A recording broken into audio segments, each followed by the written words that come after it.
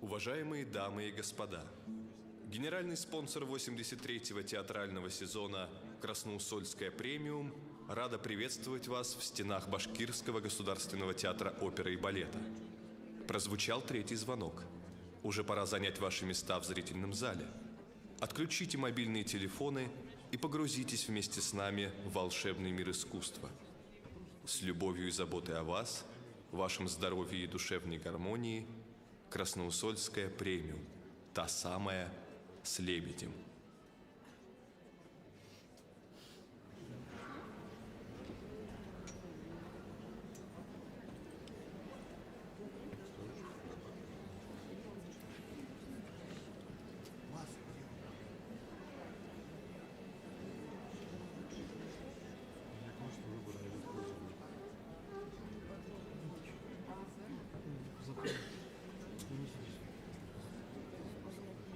Уважаемые зрители, просим вас на время спектакля отключить сотовые телефоны, не пользоваться видеокамерами и фотоаппаратами. Спасибо за внимание. Приятного вам вечера.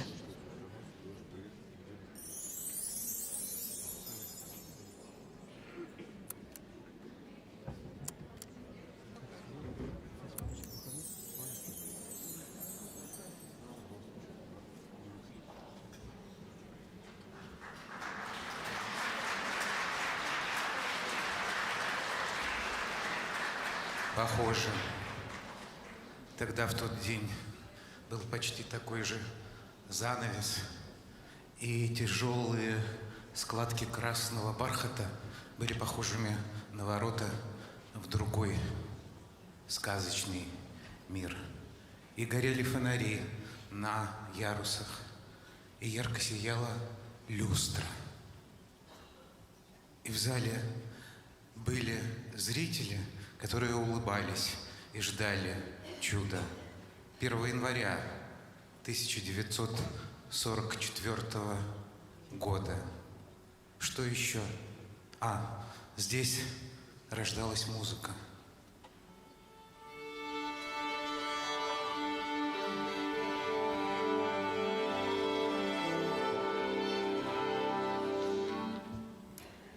Он потом напишет об этих своих первых впечатлениях в этом зале. Ему не было еще 7 лет. Маэстро, вы помните, да? У вас есть. Спасибо.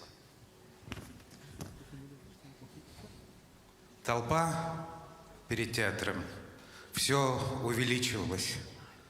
Она тогда вела на большую дверь оперного театра, что та вдруг широко распахнулась, и нас буквально затолкали внутрь.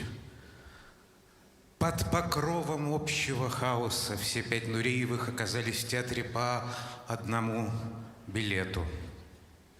Я никогда не забуду ни одной детали этого спектакля. Сам театр, мягкий красный свет хрустальных люстр, небольшие фонари, горевшие повсюду, цветные стекла, бархат, золото. Совсем другой мир. Место, которое, на мой ослепленный всем этим взгляд, можно надеяться увидеть только в прекрасной фантастической сказке. Это первое посещение театра оставило после себя ощущение необычности. Что-то зажглось во мне, что-то особенное, очень личное. Что-то случилось со мной. Меня унесло далеко от того жалкого мира, в котором я жил, прямо на небеса. С того момента, как я попал в это волшебное место, мне показалось, что я действительно покинул реальный мир и родился вновь, где-то далеко от всего, что я знал во сне, который разыгрывается для меня одного. Там, за этими красно-золочеными воротами бархатного занавеса, действительно был другой мир. Богатырская сказка под названием «Журавлиная песнь». И балерина, которая потрясла его на всю жизнь, и всю жизнь он будет вспоминать ее, Зайтуну Насреддинову.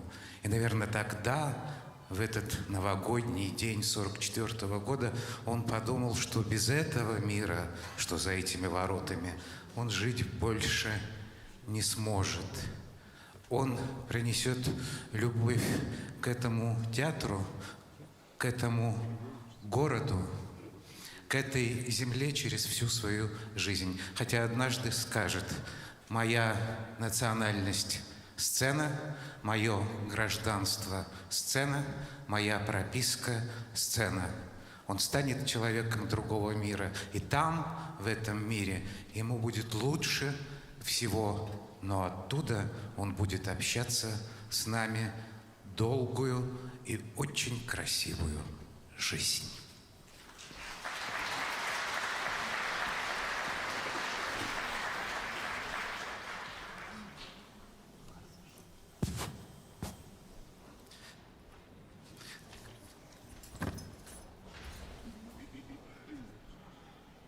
Панов, Загир Исмагилов, адажио из балета «Журавлиная песнь».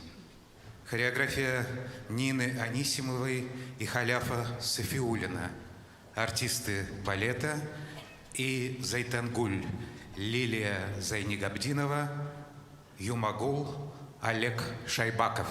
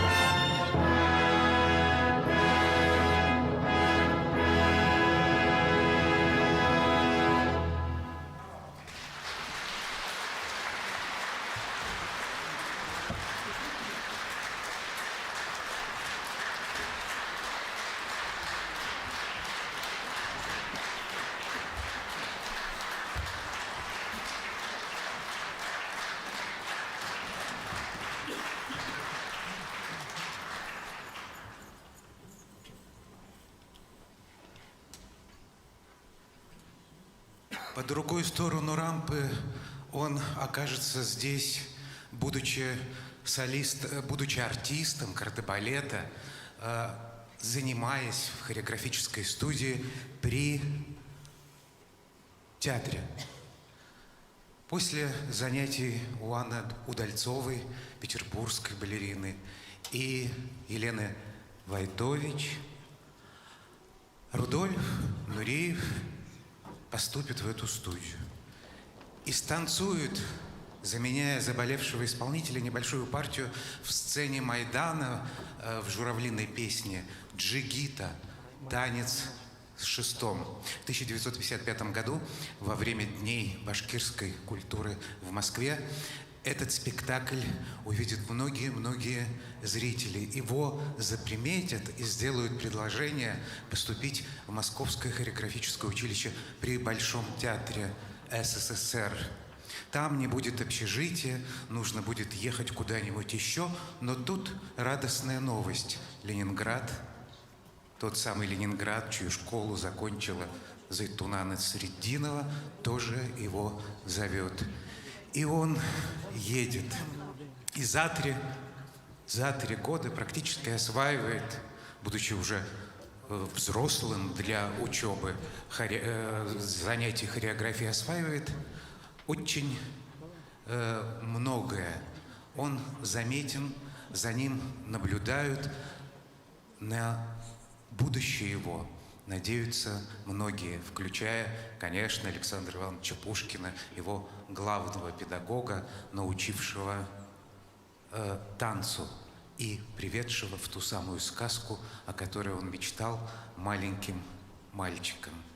И вот 1959 год, в Москве Всемирный фестиваль молодежи и студентов. Алла Сизова, его одноклассница, и он сам, Рудольф Нуреев, выходят на сцену зала имени Чайковского на Триумфальной площади танцевать ПДД из балета «Корсар». Им тяжело, они ответственны за свою школу, они волнуются, но с другой стороны, с этим ПДД они выступали на выпускном спектакле в Ленинграде. Она танцевала Мидору, он танцевал раба Али. Успех неописуем. Триумф. Восходящая звезда. Две восходящих звезды. Они получают золотую медаль и звание лауреатов этого фестиваля. И имя Рудольфа Нуреева с этого самого выступления становится известным многим профессионалам и любителям балета. Он навсегда, выступая в первых своих партиях на сцене Ленинградского театра оперы и балета имени Сергея Мироновича Кирова, влюбится в Мариуса Петипа, в тот дом императорского балета, который этот человек построил на берегах Невы. Первым его спектаклем как хореографа станет «Раймонда», хотя танцевать ее практически он в Ленинграде не успел, участвовал только 4 в ПД-кадре и 4 раза видел спектакль целиком из зала, запомнил. И первое, что захотел поставить, когда ему предложили хореографическую работу, «Раймонду» по Петипа. Он не сможет жить без спящей красавицы. И когда окажется в Париже, а главный театр не пригласит его, сомневаясь в том, что это будет верным политическим шагом, он поступит в труппу маркиза Куэваса и дебютирует там в партии «Голубой птицы» спящей красавицы Чайковского. Будет танцевать так, что французы удивятся. Вот он, настоящий Петипа. В том же спектакле станцует принца Дезире. Он эту любовь сохранит как любовь к русскому балету на всю жизнь. И в 1989 году, когда станет главным балетмейстером Парижской Гранд-Опера, тоже начнет с «Раймонды». И все-таки 59-й. Рудольф Нуриев, «Восходящая звезда», раб Али в балете «Корсар». Рикардо Дриго, ПДД из балета «Корсар». По мотивам Мариуса Пятипа хореография Александра Чикрыгина и Вахтанга Чебукиани в редакции Юрия Григоровича. Софья Гаврюшина и Салават Булатов.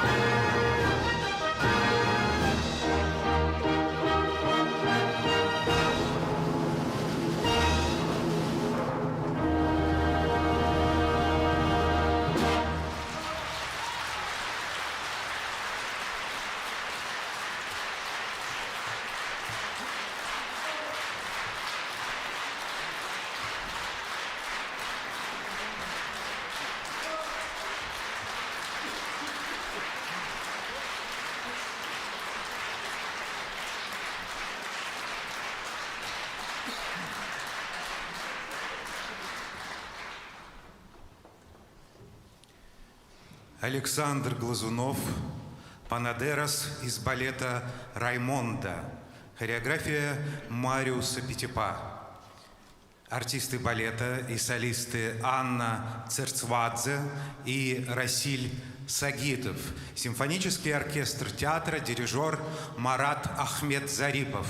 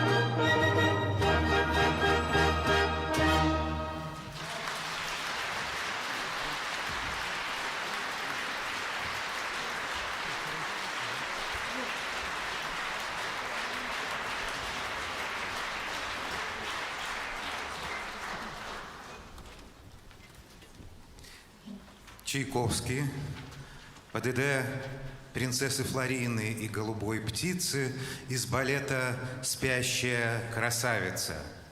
Амина Халикова, Айрат Масигутов, дирижер Герман Ким.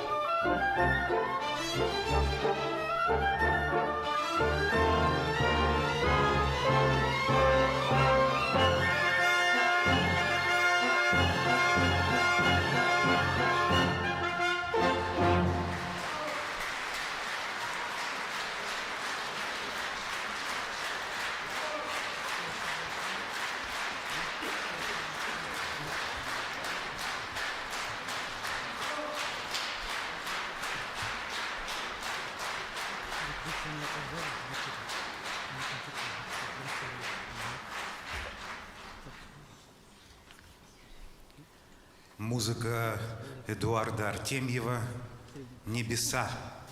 Хореография Ирины Филипповой. Сергей Бекбулатов.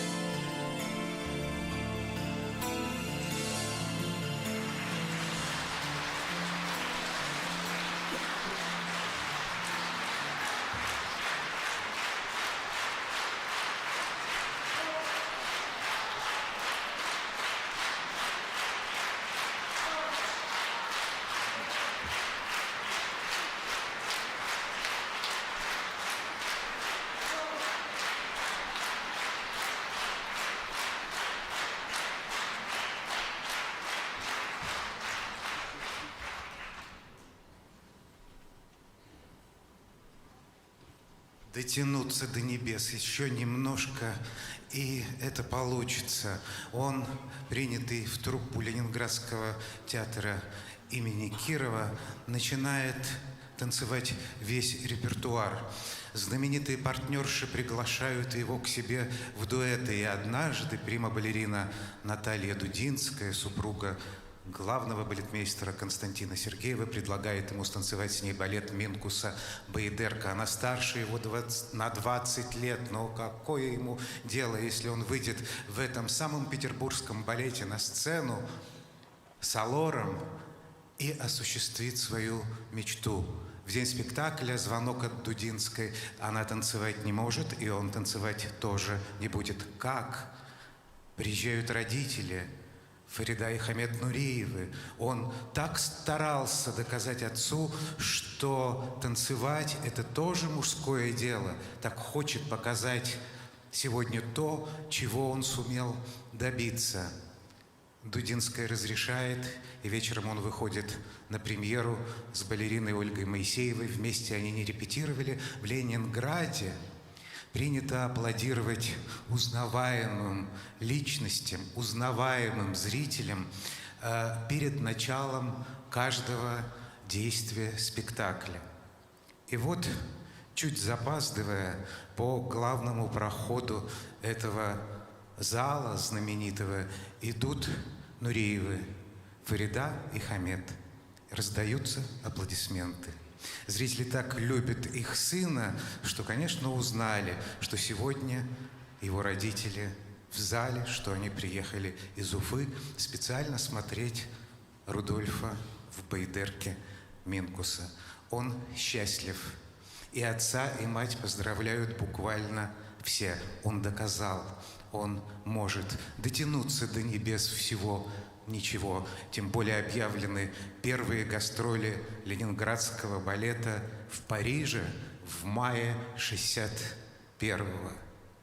И зимой 1961 года в северную столицу приезжает Жанин Ренге, агент по организации гастролей в Париже с французской стороны. Ей показывают спектакли, у нее большая культурная программа. Однажды вечером она видит непривычное для себя название спектакля на афише «Минкус Дон Кихот». Что это, я не знаю, я знаю только роман Сервантеса. Разве есть такой балет? Есть. Он старый, он длинный, вам его смотреть не нужно. Нет, я пойду. Жанин Ренге оказывается в зале. Партию Базилия ведет в этом спектакле Рудольф Нуреев. Она ошеломлена. Что он будет танцевать в Париже? Он не поедет. Мы поедем без него. Этого не может быть, говорит агент. И начинает делать все для того, чтобы восходящая звезда Рудольф Нуреев оказался в Париже, и для того, чтобы его увидели на сцене опера Гарнье. Не поедет. Тогда поеду я в Москву к министру культуры Советского Союза Екатерине Алексеевне Фурцевой и буду требовать, чтобы этот визит состоялся. Вот так Дон Кихот становится тоже одним из ключевых спектаклей в творческой судьбе Рудольфа Нуреева. Его пропуском на те самые гастроли, которые состоятся в мае 1961 года в Париже, которые будут столь успешными, что будут продлены на 2 недели. И Нуреев, помимо сцены теней из балета «Байдерка», сумеет показаться там еще и в «Лебедином озере» Чайковского. Гран-па из балета Минкуса «Дон Кихот». Хореография Мариуса Петипа. Исполняют артисты труппы. Вариации Лилия Зайнигабдинова, Разиля Мурзакова, Китри Валерия Исаева, Базиль Рустам Исхаков. Симфонический оркестр театра, дирижер Герман Ким.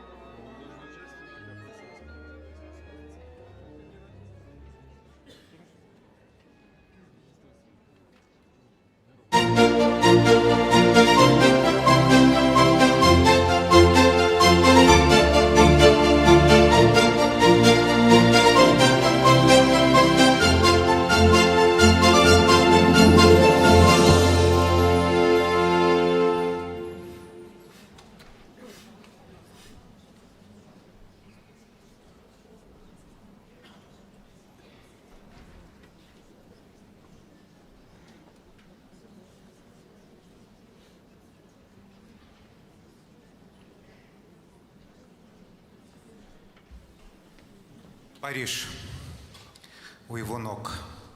Его называют гением 20 века. Спектакли идут в переполненных залах. Между ними он в Лувре, в Нотр-Даме, у импрессионистов. Он чувствует себя как птица, которая широко распахнула крылья и готова обнять ими небеса, обнять целый мир. Вот счастье, вот сказка, которая готова сомкнуться с реальным миром и сделаться тем сном, который будет прекрасен каждый день. Труппа вылетает в Лондон, ему говорят: вы не поедете. В аэропорту Ле-Бурже в июне он делает спонтанный шаг, который называют прыжком в свободу. Скорее, полет в свободу. Что-то подвигает его к тому, чтобы этой свободы больше не терять. Не терять сцены, которая весь мир. Не терять сцены, где его гражданство. Не терять сцены, где его прописка. Целый свет. И начинается жизнь, совершенно не похожая на ту, которая существовала прежде. Он рождается в 3-й раз, во 2-й на журавлиной песне, в 44-м и вот в 61-м новое рождение. Мир у его ног, но не все складывается быстро, не все складывается так, как ему кажется, должно сложиться. Ковент-Гарден не открывает перед ним двери, Гранд-Опера тоже. И вот однажды звонок дамы Марго Фонтейн. Она приглашает его выступить в благотворительном концерте на сцене Королевского театра Лондона. Он едет, они знакомятся, и происходит невероятное. Ей 43 года, ему 24, и она собирается покинуть сцену навсегда, будучи удостоена главного титула королевского дамы. Они танцуют вместе с Жизель, и она остается на сцене еще на 17 лет. Складывается дуэт, которому рукоплещет целый мир. Для них Фредерик Аштон ставит Маргариту и Армана по роману Дюма «Дама с камелиями», и это успех. Кеннет Макмиллан в 1965 году на королевской сцене репетирует балет «Ромео и Джульетта». Они присматриваются, не должны его танцевать, но все-таки учат свои партии. Накануне премьеры Кеннет Макмиллан объявляет: танцуют Фонтейн и Нуреев. Этот балет, который он ставил не один раз, и в котором танцевал 2 партии, Ромео и Меркуцио, балет о неотвратимости судьбы. И он всегда считал, что все, что происходит с ним в жизни, это судьба его ведет так, как должно, а не так, как хочется ему или кому-нибудь еще.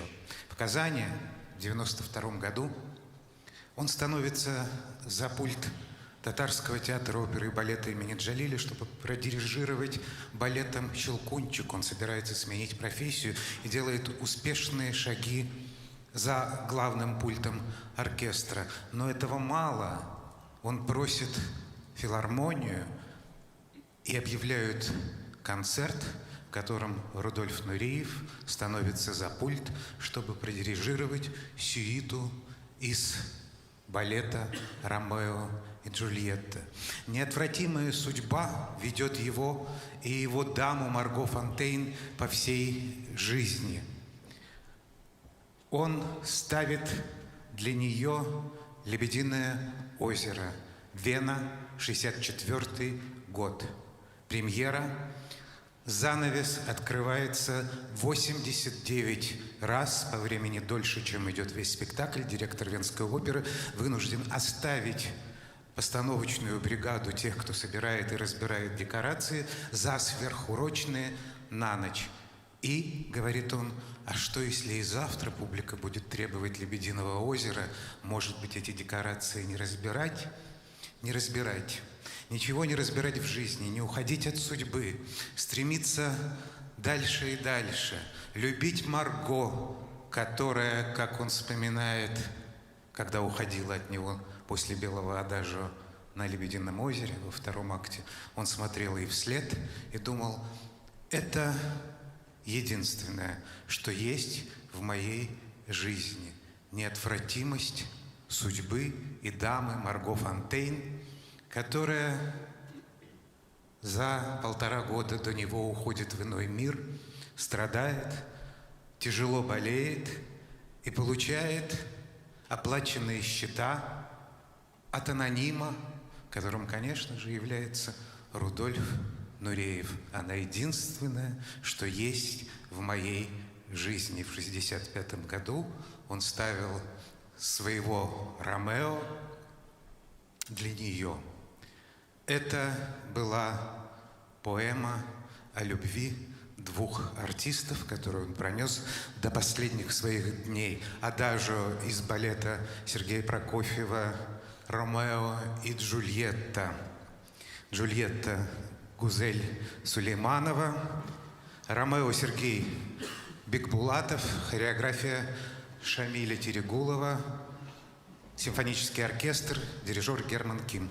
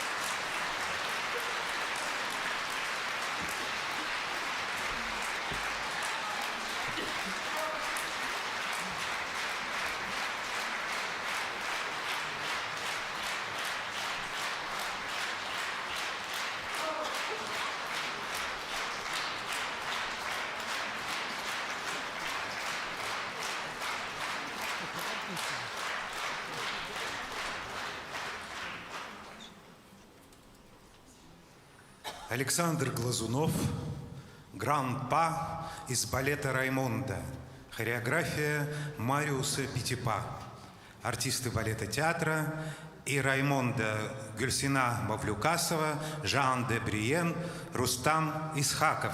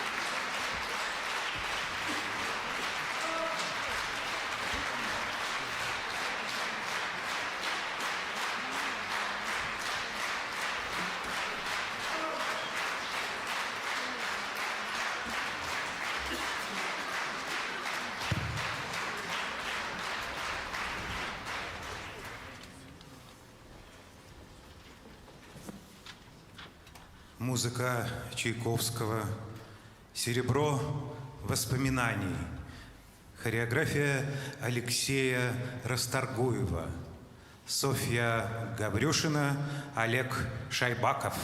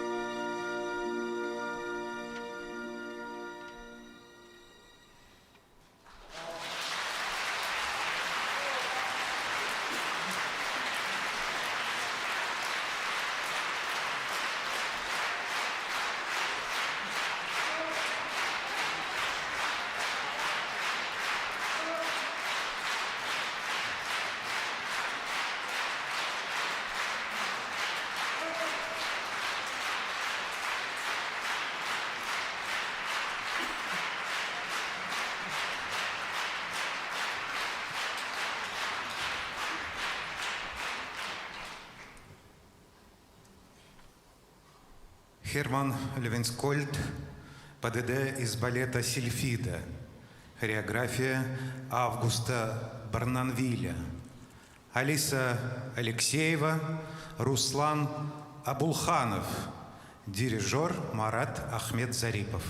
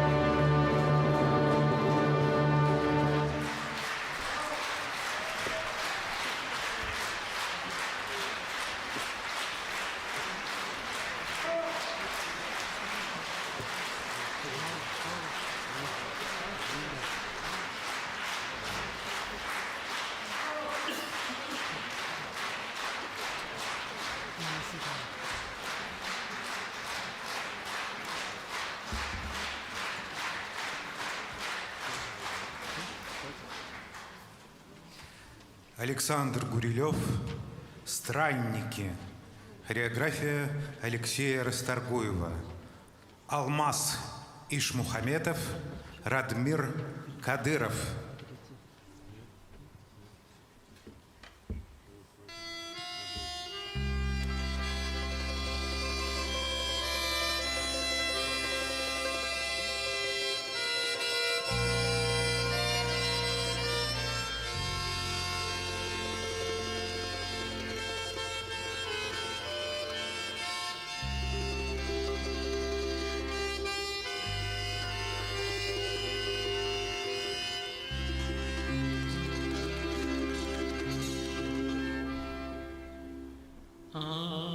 Однозвучно гремит колокольчик,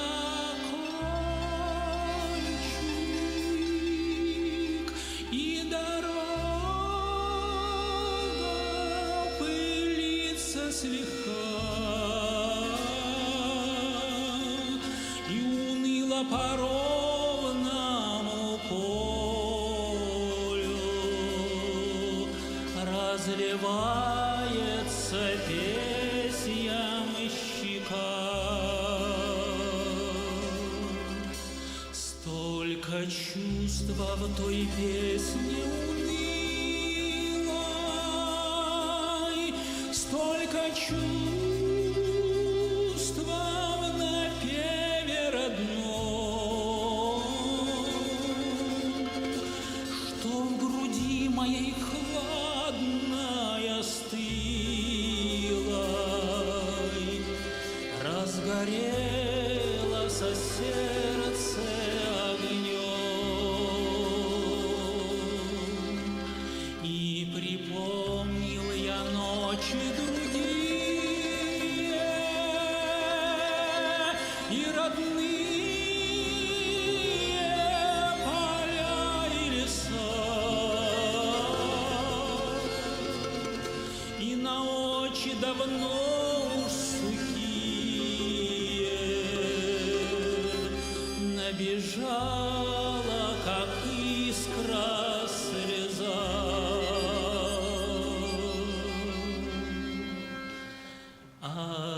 Однозвучно гремит колокольчик,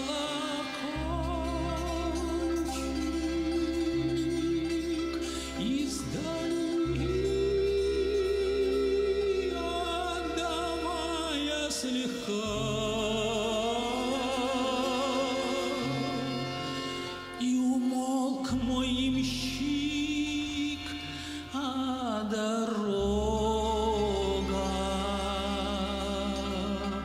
предо мной далека.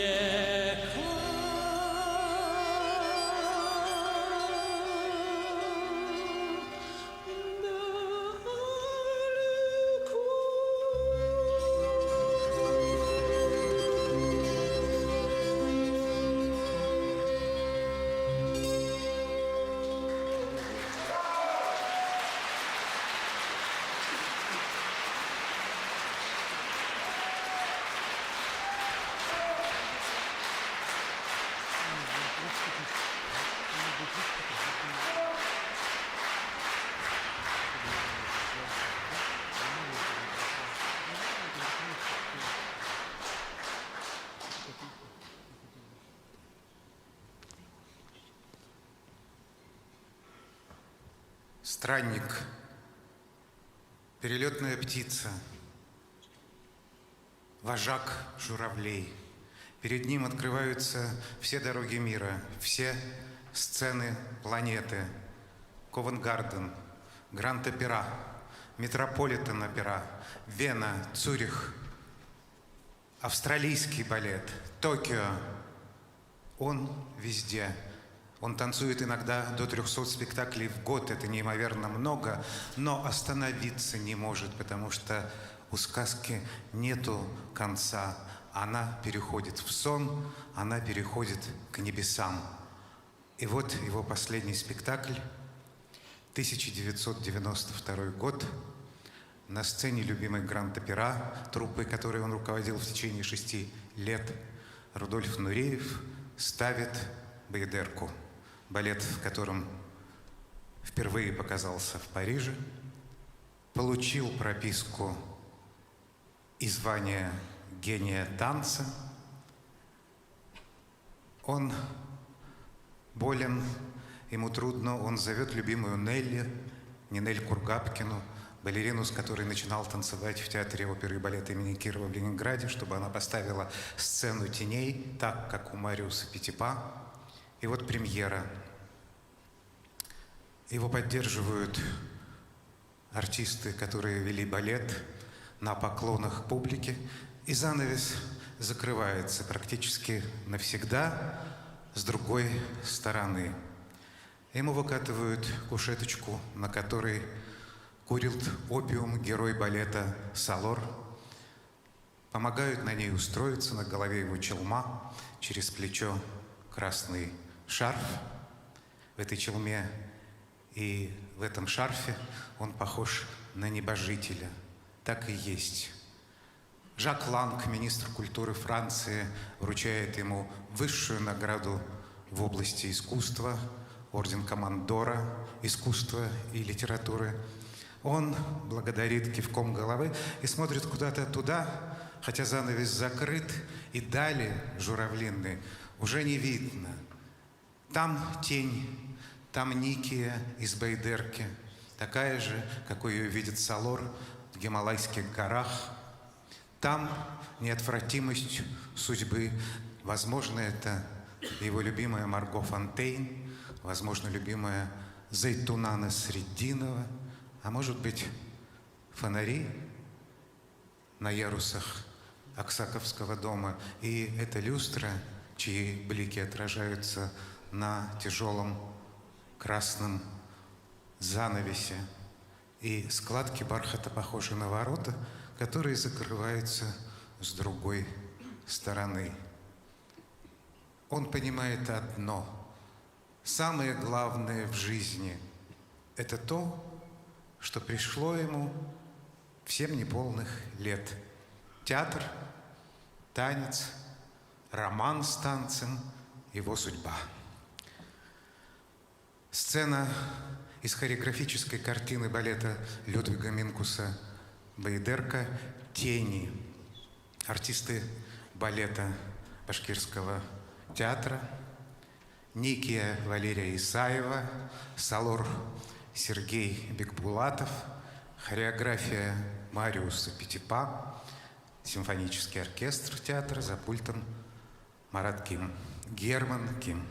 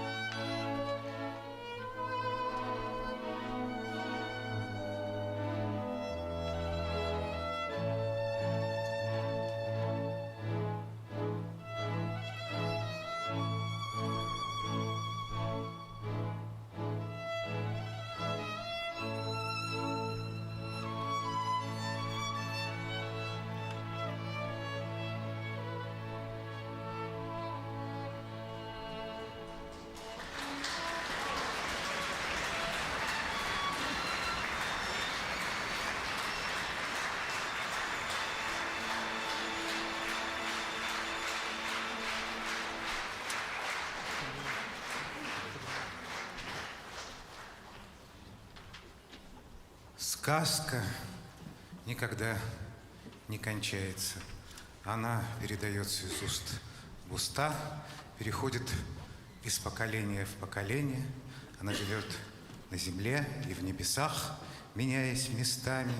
Не кончается роман с танцем не для нынешнего, не для будущих поколений балетной труппы Башкирского театра оперы и балета имени Рудольфа Нуреева. В каждом, кто будет выходить на сцену после меня, будет жить частичка меня.